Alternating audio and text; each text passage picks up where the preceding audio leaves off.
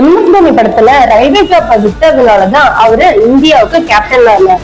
அதே மாதிரி பிஹெச்டி படிச்சு சயின்டிஸ்ட் ஆகணும்னு ஃபெயில் ஆனதுனாலதான் இந்தியாவிலேயே சக்சஸ்ஃபுல் ஆண்டர்பிரனரா இருக்காங்கன்னா நம்ம இல்ல.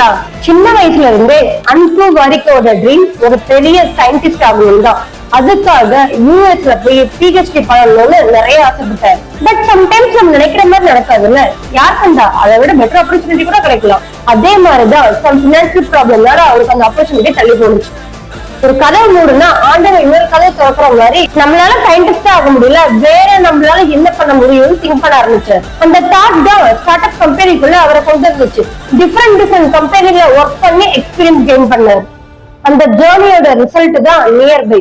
ஒரு ஸ்டார்ட் அப்போட ஃபவுண்டர் மட்டும் இல்லாம இந்தியாவில மில்லியன் ஆஃப் யங்ஸ்டர்ஸ்க்கு கரியர் பாத், மணி, இந்த மாதிரி நிறைய விஷயத்துல கைட் பண்ண ஆரம்பிச்சார். பிக்கஸ்ட் சக்சஸே thousands ஆஃப் பீப்புளோட மைண்ட் சேஞ்ச் பண்ணது. Think it